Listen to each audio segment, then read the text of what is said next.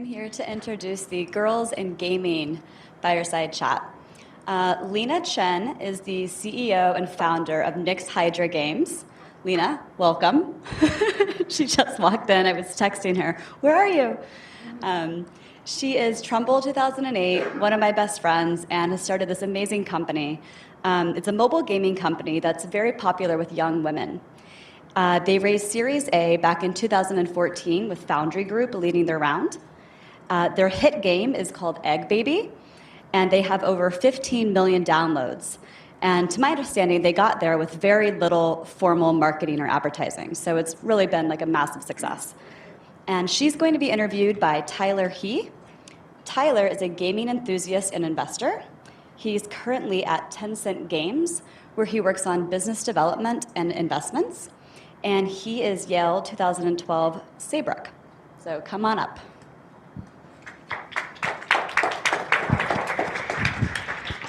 Well, thanks for joining us today, Lina. Yeah, thanks for having me. Yeah. So I guess it's best to start with the story of Nyx Hydra. How did you and your co-founder get started, and how did you see this opportunity for mobile games for women? Yeah, so well, we're both Yalees actually, and we met at Yale. We were both in Trumbull, and then after graduation, we moved out to LA where we were roommates. And we didn't have any experience in the gaming or tech or startup industry.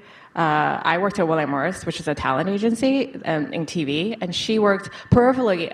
She worked at Machinima at the time, which was making like animation out of video game engines. So there was like a little bit in there, but barely any experience because this is us just starting out.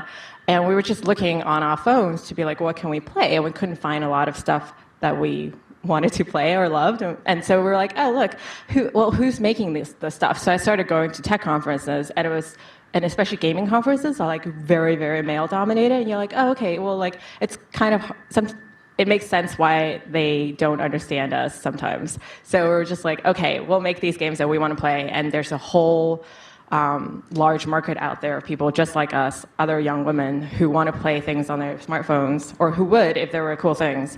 And that's how we got started. We did not know how hard it was going to be. We were just like, oh yeah, we'll just make a game. But it was rough in the beginning. So tell me a bit more about that process. So you're two women excited about gaming and the opportunity for mobile games. How do you decide on Egg Baby as opposed to the million other ideas that you could have worked on? Yeah, Egg Baby. So we both love pet games, so that's the beginning of it. We both played Neopets, and we all had our Tamagotchis, obviously. And so just to clarify, like Egg Baby, these are like big-eyed eggs on your phone that you interact with, and then depending on what you've been doing with the egg, it will shape into different personalities, and then it will hatch into different creatures that you collect based on the personalities that you've raised them into. So Egg Baby, we looked at like the App Store, and there was just like hundreds of pet games out there, but none of them were good. And we think it's because the people who made them don't really love pet games themselves. They were just like, oh, look, we should make a pet game because there's probably a market out there for people who love pet games. And so like, if you're coming from a place of not really true understanding, you kind of have to resort on stereotypes or like focus groups that may or may not be accurately run. And we thought we could do better. Got it. So I guess what are some of the the key things about pet games that you thought were missing at the time, and just I guess the process by which you sorted through all the ones on the App Store? Yeah.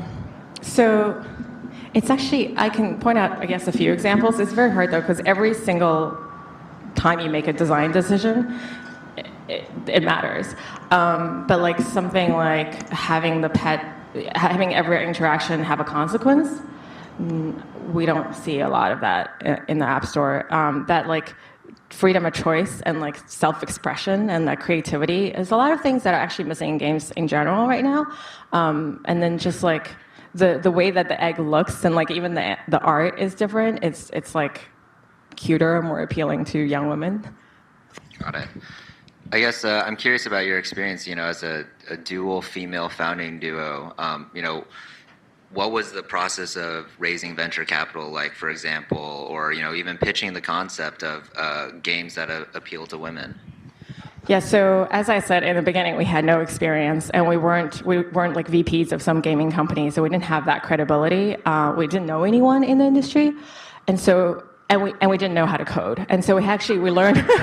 I know it was really bad. We didn't know anything, and it was just two of us, right? So as you can imagine, if you're going out two girls with this, and we're like, okay, we're going to make this game. I'm going to create a company catering to young women. But we don't have any experience, we don't have any skills. It's very difficult to get money. So the first thing we did was to learn, well, we did two things. One was meet as many people as possible, and the other thing was to learn to code. And so we both learned like very, very simple code off the internet to make a very simple prototype. And I think the prototype was okay, but it was more like the seriousness of purpose that got people to be like, okay, they're not just, like trying to get money and seeing what they can do with it. It's like they're really serious about this. And then met just as many people as possible. It was actually really difficult. And also, I'm a South African citizen, and so like trying to start a company in the US when you're not a US citizen, that was like another hurdle. But eventually after just like a terrible time, we met as many people as possible. Finally, okay, so the last thing that happened was I couldn't be in the US. The border officials had said, if you try to come back anytime soon, like, we're not going to let you in.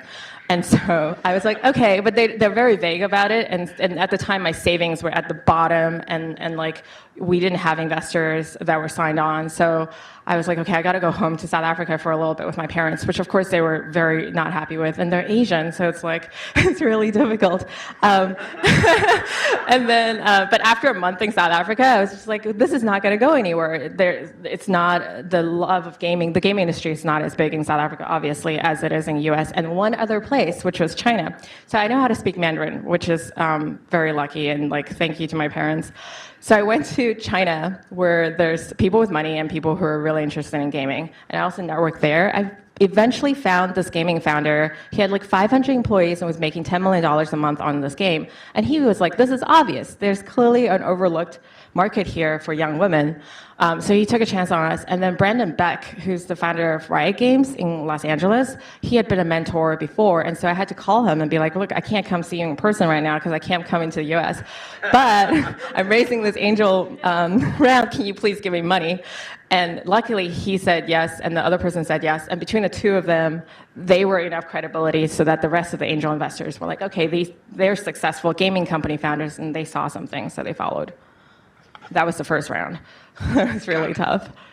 I imagine that given the story, it's there's a lot of panicking, and at some point, you're at this point where, wow, this actually might work. What was that point for you?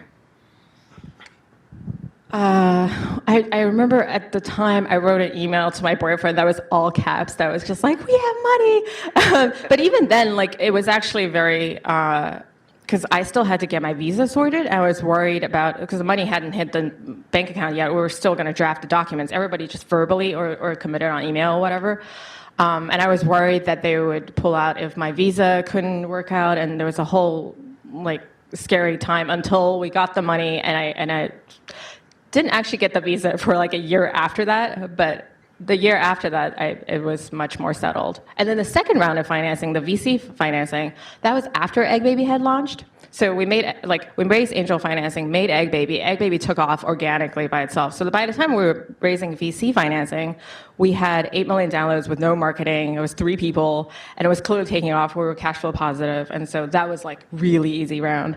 It was night and day.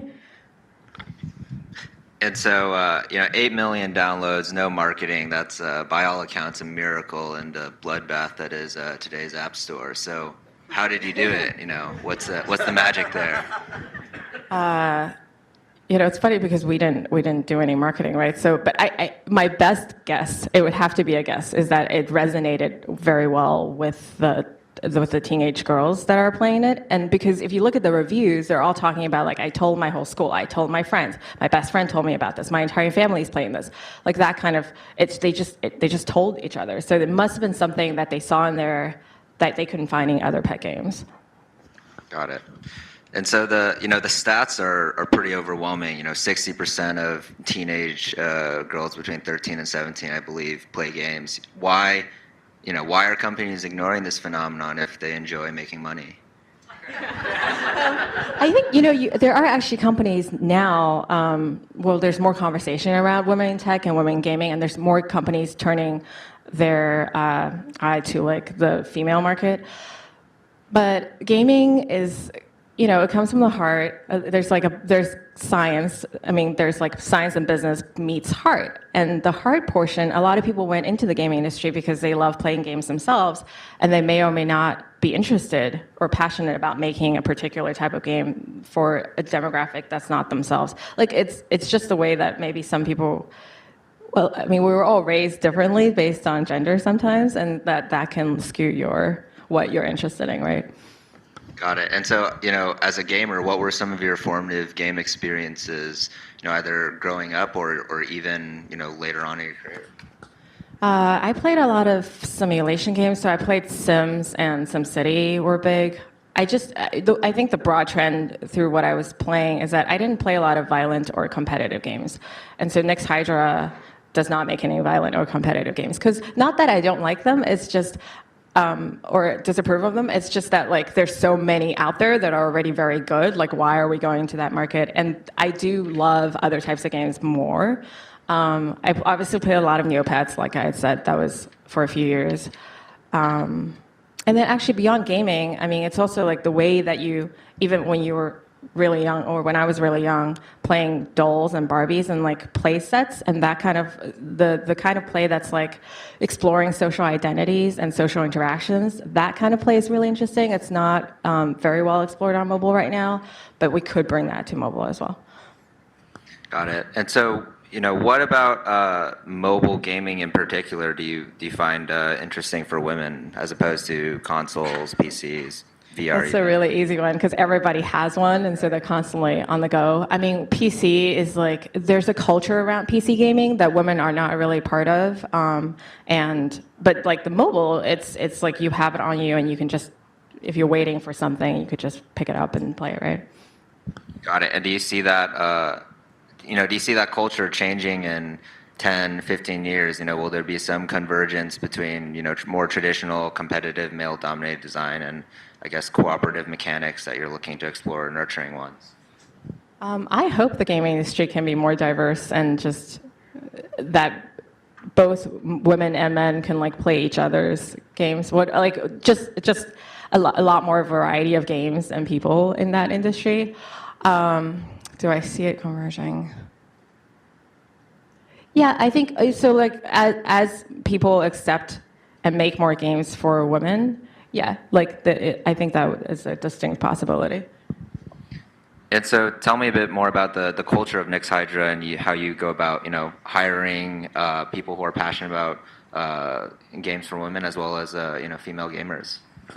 Yeah, hiring's been tough because most of the gaming industry are men, and so it's not like we only hire women. It's about 60% women. We just look for people who are very interested in our mission and are passionate about what we do and like and respect young women, and that can be hard sometimes. Like one of those things don't check off.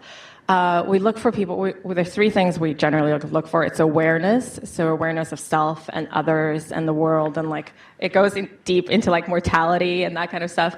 And then there's bravery and teamwork, which are self-explanatory. And then the environment in general and our products, we try to make magical, colorful, friendly products. And so it's like someone who's interested in that kind of things. It helps if you like cute things, because most of our things lean cute.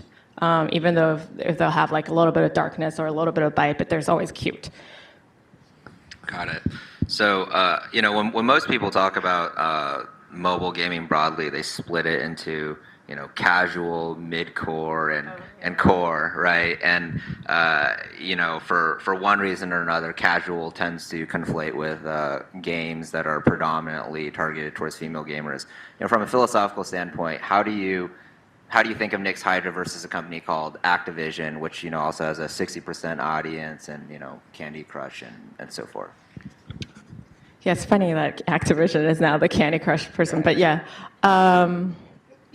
the casual thing. My marketing person is actually doing a panel on it at Casual Connect about what is casual. We feel like sometimes it's used not maliciously, just like everyone's used to using it as like a game that's friendly to women, and so it can be offensive sometimes. I mean, because a lot of our games are very immersive, and so that's another way that you might want to define hardcore games, just like a world that you can get immersed in for a long time, and it has a lot of complexity. So that's to the casual. And then, sorry, I missed the second question. Yeah, about I guess Candy Crush. let's say there's a group of people at King working on their new puzzle match 3 game or some variant of a puzzle game, predominantly targeted towards a female audience. I assume there's some overlap in the sense that you're both looking to reach the same group of people, but there must be some difference in terms of the experiences you're prioritizing or what you're looking to deliver to your customers. Yeah, I actually think the reason that they were so successful is because they appeal to so many women. They were around for a long time, and I think they found what works for them. And I'm not sure that they're gonna. Well, I can't speak for them, but like it's because it took a long time to get them to where they found a hit that was a hit with mostly women, right? And so it's going to be very hard to go away from that model and try to exploring new kinds of game genres, whereas we do have a little bit more flexibility in like not just match 3 games. I mean, we're not making a match 3 game, but like we could look at other types of game genres that are not really, or game types that are not well explored right now, and do those. And so, what other game types do you think are ripe for the taking in the market for women gamers? Okay, so without telling you what we're doing next, but so more narrative and social interactions, but not necessarily. It doesn't even have to be like a real person-to-person social, but something. So like I referred to earlier about like playing with dolls, that kind of, or playing house, that kind of mechanic, or like exploration of like disposable identities, like your self-identity, a lot more like self-expression type games, a lot more co-op games, not to kill other people, like just literally like collaborative games that are, and they're also like the type of, it could be the same type of game, but just treated differently. So like a lot of, like a match 3 game could be competitive, but it doesn't have to be. There could be other ways to express that type of game. So operating a live game is a fairly challenging process. You have this audience that loves your product. They've invested so much of their time, sometimes their money, and their personal kind of their soul to some extent into your product. What are some of the I guess greatest challenges you've had in operating Egg Baby, and some of the things that you've learned as a result? Yeah, we had a lot of challenges operating Egg Baby because when we launched, there was 3 people, and we were not ready for the onslaught of fans. And like when we launched, it wasn't even a launch. It was we dropped it to test it. We were supposed to just get like 10 to 50 people who picked it up and just told us how many. When you have to balance the game, so it's like how many coins should you get for feeding the egg, that kind of thing. So we didn't put a lot of features that were supposed to be in. It was an incomplete game when it went out. And so it was a lot of like catching up with the features with 3 people, trying to hire more people at the same time. One of the, most embarrassing things, we let I think it was 4 months go by without an update because it was just such a big update and with a lot of features, and we couldn't get it out in time because there wasn't enough people. So that was definitely a challenge. And then obviously every time you wait for updates to go out, the active numbers will plummet, and then we'll go back up a little bit as you get, but you'll lose people as you, obviously if you don't update for four months, that's really bad. So for the next game that we're doing, we have a lot more people now. We have 34 people. But we're ready with we know what's going to be, the game that's coming out is complete, more or less, way more than Egg Baby ever was. And then we have the update schedules and everything's setting. There's more infrastructure. That's the other thing. We didn't have a lot of infrastructure in terms of game development, and so there's more infrastructure to deliver those updates as quickly as possible. So we're going to do as fast as 2 weeks, sometimes 4-week updates.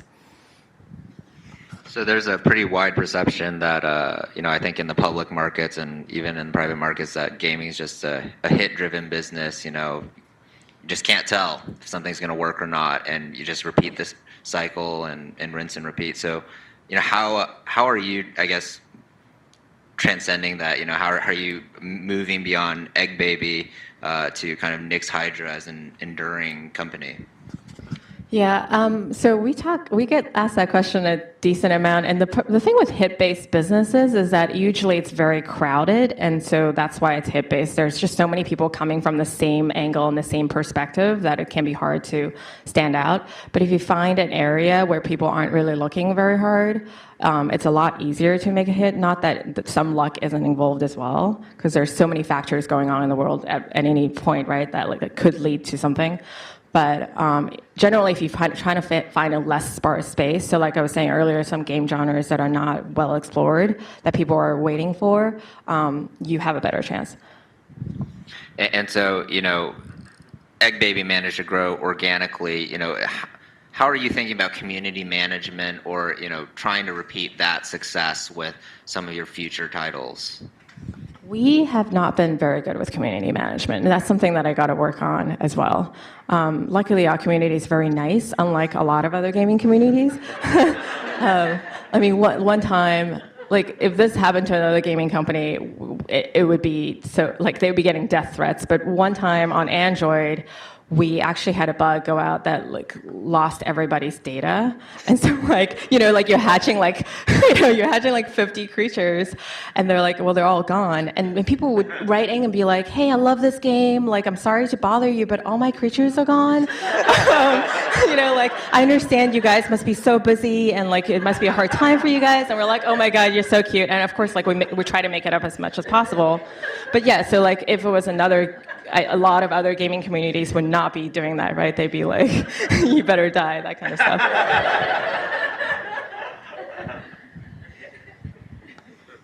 So yeah, that's a nice segue actually into another gaming community. So for those of you that don't know, there's this survival game called Rust that recently made a change to randomize race and gender to every character in the game. And on top of that, they bound that to your account, so you can never change that.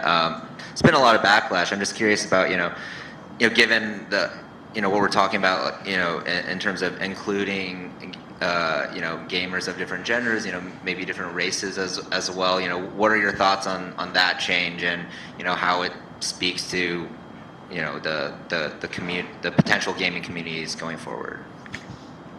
So there's one thing that we try to avoid, which is teaching people something. And I don't mean, we're okay with accidentally teaching people something, but actively trying to teach people something can be sometimes, people will be put off by that, and it can be condescending if you don't do it right. So, gaming, it's one of the joys of gaming is that what's in the game is fair. Usually, you have the rules are fair, whereas in life, the rules are not that fair. And so with that one, we try to give hope for a magical, colorful, friendly world, right? So it would be better for us, if we were going to make that game, you would be able to choose, because it kind of sucks being allocated certain, I understand they're trying to promote empathy, but we would more give an example of empathy and try to lead by example of what's colorful, magical, friendly, versus pushing that on somebody and forcing to you better have empathy now because you are now not the race that's privileged or whatever. It's a different approach that we would take. So it seems like mobile's been a great platform for you to deliver gaming experiences to women, just based on the ubiquity of that platform in everyone's lives. What do you think PC games for women might look like, VR games, how does that change on a platform by platform basis? We're going to try to go forward, so more new platforms than something like PC or console, unless one of our mobile games happens to port really easily to PC, then we'll do that. For VR, I played around with a lot of VR sets. My favorite would be the cardboard one because it's easier and lighter. But I haven't found one. I'm waiting for one that is very friendly to women, and it's not. Something as basic as it messes up your hair and makeup. That's a consideration that people may not be thinking of when they're designing it. But if there's something light and chic that you can wear, yeah, we'll look into that area. I'm also interested in wearables, especially fashionable looking variables that could be fun. So Nyx Hydra, I mean, is a gaming company right now, and we'll continue to make games, but there's other areas of fun on tech that we'd be interested in exploring as well. Got it. And you know, as a founder, how do you manage that timing and, you know, the resources of the company and decide, you know, when a step like that makes sense? As soon as I see a platform that I feel like either a lot of young women are going to go onto, or that they're already, the growth is there, we'll start planning for what to do with that platform. So what advice would you give to you know, some passionate female gamers looking to start a company targeting women today? Well, there's two choices. They could work on their own thing, right? Start their own company, in which case the advice would be perseverance. Just don't give up, keep going. And then the other choice is, if you feel like you just want to make a game versus create an entire company, then you should come talk to me. Obviously, we're really looking for people that make awesome content for young women. It's just we couldn't find a lot, so we had to make our own. And we'll continue to make our own, but I'm constantly on the lookout for people who make that kind of stuff, and we can maybe help publish or help with their marketing, since we do have a lot of fans now, that kind of thing. And I guess, you know, how do you see that structurally shifting? You know, clearly there's this level of interest, but, you know, how do we get more women involved in the game industry, you know, over a 10 to 20 year, you know, horizon? The first thing that we want to do is just make the environment and the industry very friendly. So a lot of conferences, parties, like this year at GDC, the Game Developer Conference, for example, I don't know how many of you heard, like at the Microsoft party, they hired a lot of like go-go dancers. So that kind of thing is not very friendly to women. So like removing that kind of thing, and then just at conferences, you know, just like considering, is this friendly, or just having more women on the planning committee, for instance, who have decisive power to be like, okay, this is what we're going to do. And once the environment's friendly, I think women who are naturally interested will go more that way. One thing that some people try to do is like try to push women into a particular area, to be like, go more into tech, go more into gaming, and it's like it can be offensive sometimes, actually, because it's saying, are you saying where men are at is better than what women are at right now? You know, depending on the angle that you're approaching, it could be not that productive. But like if you make the environment friendly and you show them how fun it is and how pleasant it is to be in there, then they'll come. I mean, are you seeing any commonalities in, you know, how some of the I guess your current employees have, you know, found your company and gotten inspired to join? What do you mean? I guess, like, are they passionate players of Egg Baby that, you know, I love this game, you know, I want to join your company, or, you know, are you discovering them from other communities, or I guess any commonalities in background? Yeah, it's a lot of people who don't feel like they are welcome or fitting entirely in other companies. We're kind of like a sanctuary for people who maybe don't like the corporate toxicity, like corporate environments, or people who have experienced some kind of like in like very male-dominated companies, maybe they experience something negative, and so like they're very, it's like an island of happiness for them. That would be like the one commonality. Yeah. Well, how do you keep your team happy? You know, how's the culture evolved over time?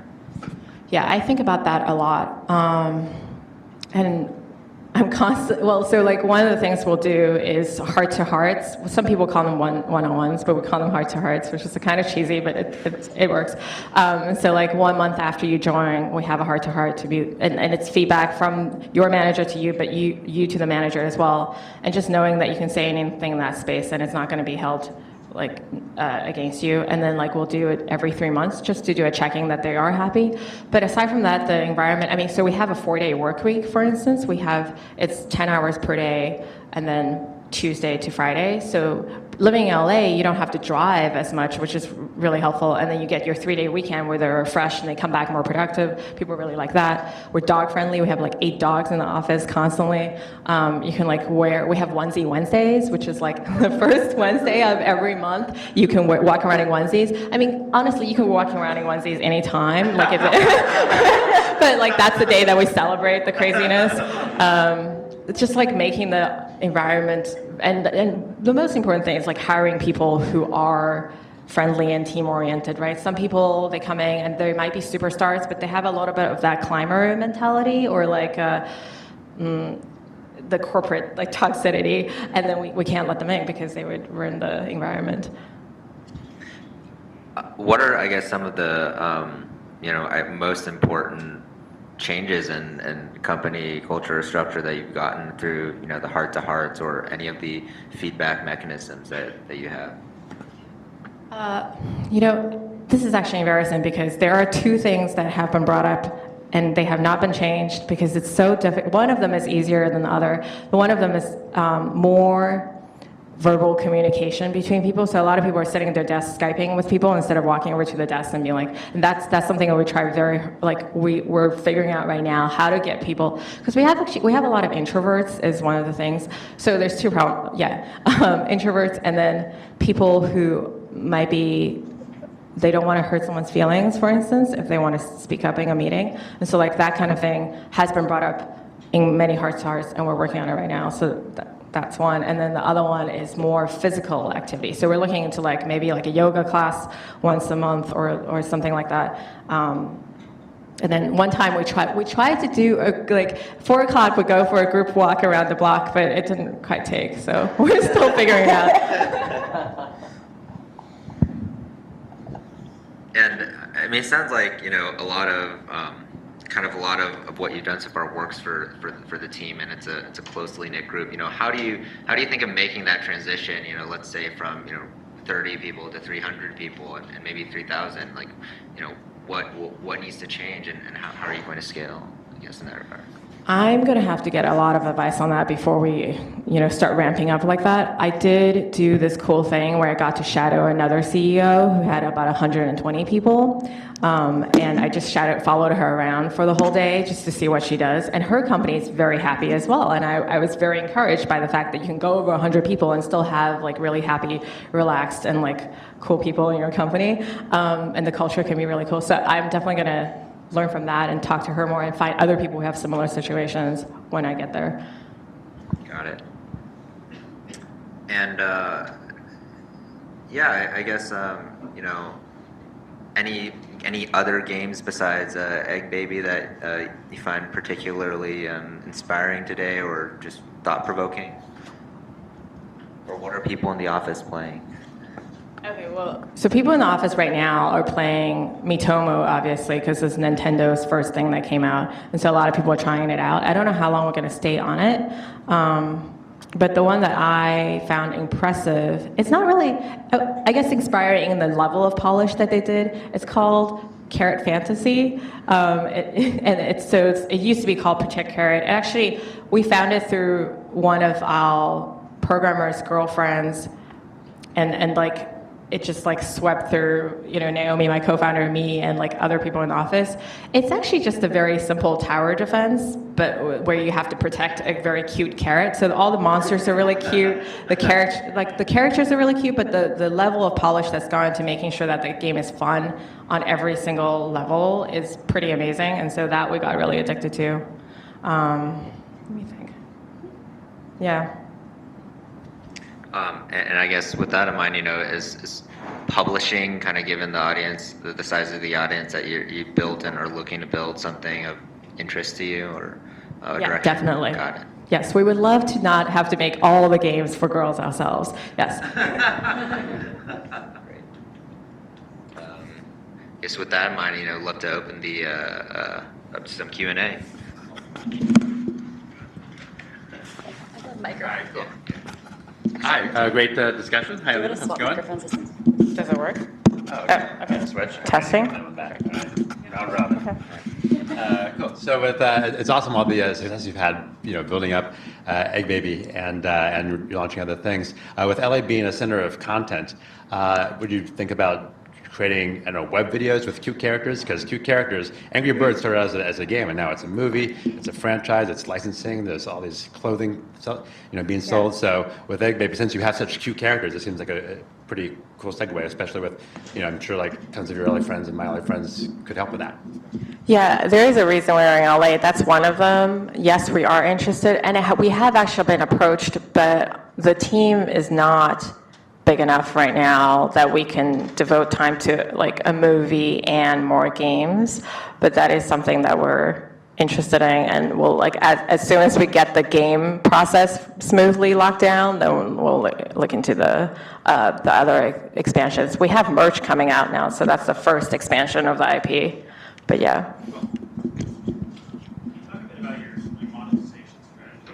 How do you decide how to price features? Have you thought about having paid apps as well? We do free to play because it's more accessible. That's part of being the friendly part of the magical, colorful, friendly. And then we test is the other to get the monetization right. There's like giant Excel sheets based on like data that we're getting as to how to tune the pricing of something. So, which one? Are you picking or am I picking? Hi. So, what did you? Was there anything you took away from your Yale experience that's helped you on this entire journey? The people is actually huge. So, my co-founders at Yale, I met two of my lead investors through Yale's, but it was like 4 steps removed. So it was like Yale, other person, eventually the investor. But yeah, they started with Yale. So like the people really matters. And then the whole community, generally when you meet alumni, they're really ready to help and they're really friendly. And that's been very helpful as well. Oh, sorry. Lina, long term, where do you see this going? You're going to sell your company, go IPO? Let's hope we can IPO, but it will take a while. I would love to build a large company of many small pods that make cool and fun products for young women that's based on some layer of tech. Because usually when new tech product comes out, people aren't thinking about young women as the first thing that they want to make things for. And so we want to be that company.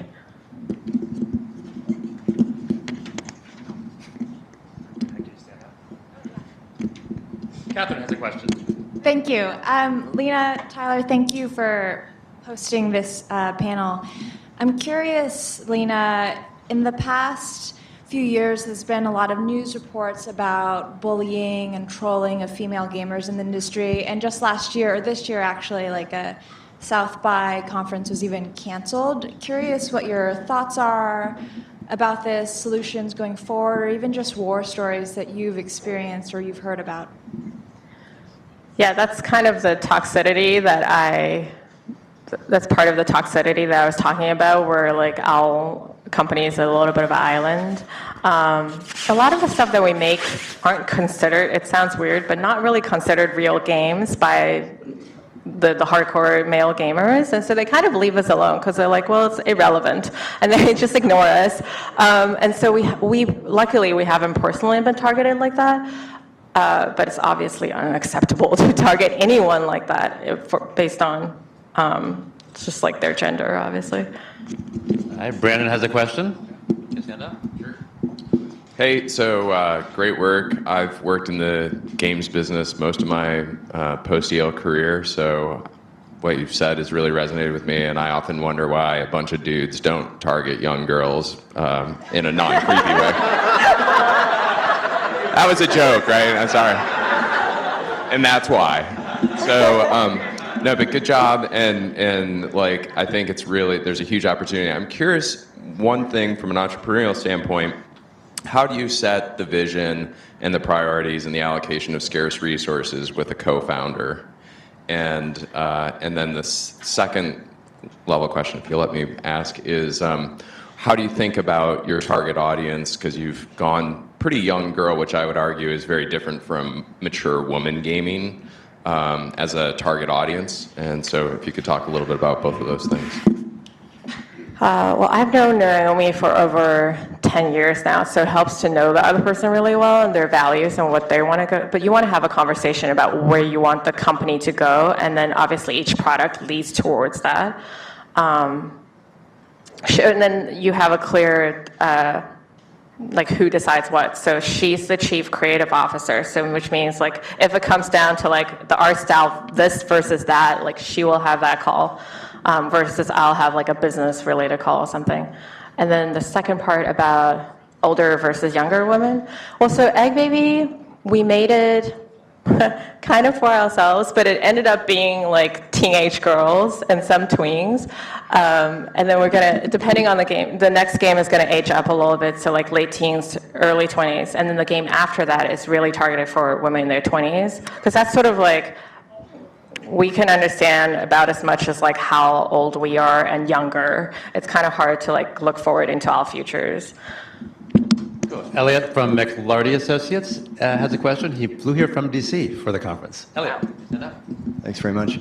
I read that you're from South Africa. My family's also South African. Oh, nice. Where? From Queenstown. Okay. Yeah, that's is London, so it's really close. Okay, interesting. How does that play? Does it play into any of what you're doing now? Do you see it playing into any future strategies, global growth, the state of girls and women in Africa, in sub-Saharan Africa, and South Africa in particular? Thanks. I think it's more the approach. So because I grew up, well, so I was, I moved around a lot, and that perspective, that global perspective helps, and just it helps in hiring people to have, you appreciate the value of different perspectives and diversity more when you grow up in various countries. Was there a second part? Do you see any future opportunities for expansion? Africa. Do you see the gaming industry in places like Africa or frontier markets? I feel like I grew up on a lot of American IPs, and then most of our company they understand American culture the best. So that's where our strength is. Like if we had to try to make a game, for example, I really do want the Egg franchise to go to China and Japan, but we're going to need partners because we don't understand, what they love. And so we might misinterpret it. And so we got to go start with where our strength is and then see where we can expand. Sophia, who is a games marketer herself, has a... Yeah, I just wanted to say that the number of users you've been able to acquire without any marketing has been really, really impressive, and congratulations. I work in marketing in mobile games myself, and so I'm just kind of curious, now that you do have a marketing function within the company, what the strategy is given your unique position of how many organic users you've been able to acquire. Yeah, it's a huge challenge. So we have a whole, there's many levers in the marketing plan for the upcoming game. And what I can say about it is that I think it will get us a ton of users in the first week, but I don't know because I've never done it before. There's one part of the strategy that I can maybe talk about you offline, but I'll just say it's not what people usually do to acquire mobile users. And it's very specifically targeted towards young women. Oh. Go ahead, stand up. Hey, how's it going? Matt King. I work for Microsoft, and I'm really glad that you mentioned the GDC event. So there's been a lot of discussion inside of Microsoft, and I work in sales, which is a primarily male-dominated. Microsoft is 76% white, and roughly about 76% male, and I think about 67% white. And then my personal history, my mom was a partner at Gibson, Dunn & Crutcher, and back when there were very, very few female partners there. So being a woman in the gaming industry and looking at kind of the dominant tone, the male dominance in that, what are some things that gaming companies and the large corporates like Microsoft could do to be more proactive in engaging companies like yourself, like Nick's Hydra, and then just kind of pushing the envelope and thinking about how do you address this market, and then how as companies can we be more inclusive? We could maybe co-host events. Do you mean in terms of like, I mean, just like more conversations obviously helps to more understanding. I'm actually not sure. How about hire some more women? Anyway. No, I think. Yeah, that's definitely a good point. Yeah, for sure. But yeah, I mean, do any large corporations reach out to you because of what you're doing, or has anybody tried to start a dialogue around? Tencent? Is Tencent doing anything on trying to engage in?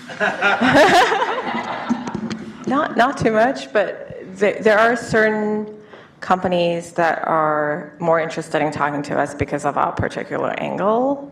But it's never like a question of, hey, how can we make our company more women friendly? I don't remember getting that question. Yeah, it's more like they want to keep tabs on us in case we conquer the market, and then, you know. Okay, cool, thank you. I think I know where you're getting at. In film, when there was not so many women in film, that Gina Davis started an institute where she actually does consulting with movie studios to make sure that the movie scripts and the movie studios themselves are more female friendly and have more female lead characters. So maybe the question is, there could be a consulting division that actually helps other companies be more, mindful. Any other questions? Oh yeah. Awesome. So my name is Davis. If you'll indulge me, I have two short questions. First, on the culture. Why Tuesday to Friday versus Monday through Thursday? Who drove that? And second question, on your users, what did you learn that you didn't know when you created the first game that you're incorporating on the second game, if you're free to share? Okay, so the first one's really easy, which is Mondays are usually like the butt of jokes. It's so bad, like, to go back on a Monday. So we're like, guess what? Everyone else goes back on Monday, but you get to do whatever you want, and it's like a nice. So that's one. And then the other question, that we learned. Well, one of the biggest things that. We learned it, and we were going to go in that direction anyway, I guess, but it's even more sure now, is that demographic is very viral. And so if you make a good product for them, you have that organic lift, hopefully. And so it made us more certain that that's the correct demographic to target. The level of conversation that they have, like them just posting eggs on Instagram without us even having like the screenshot function or sharing or anything like that, was surprising. Any other questions? I have one. Have you ever partnered with influencers? There's a lot of teen influencers. Or it sounds like you don't need to because you already have great word of mouth. Maybe you don't need that. Yeah, we've never partnered with influencers, but it's not out of the question. Anything else? All right. About 5 more minutes.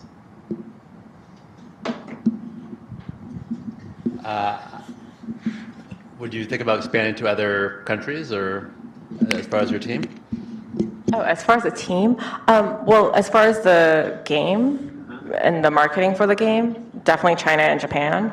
And then I assume, yes, we'll have to get like 1 or 2 people there on the ground probably, but most of the team will be in the United States still. Are you able to track how international your game is? Like how many downloads from various countries like South Africa or Europe or Asia? It's mostly English-speaking countries, very heavily in the US, Canada, UK, that kind of thing. But also because for Egg Baby, we only translated it to 3 other languages, so Spanish, German, Portuguese.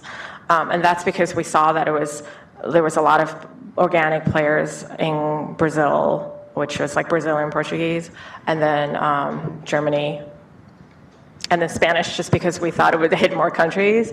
But for the next game, we're translating to 10 more countries, so it'll be interesting to see what that does.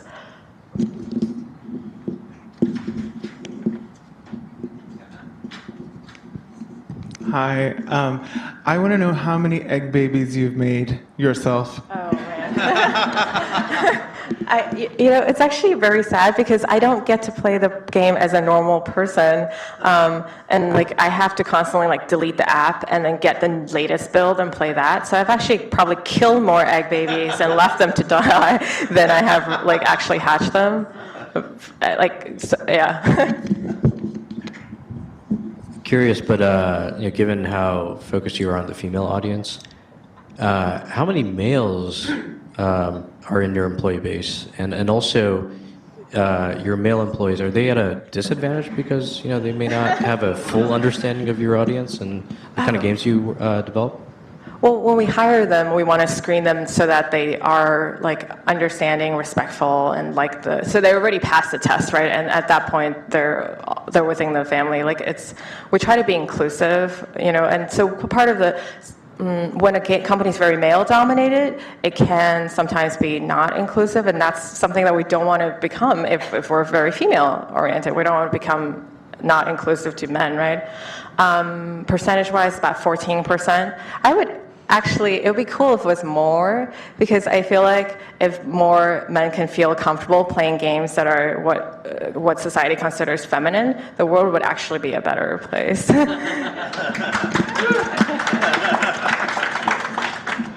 Awesome.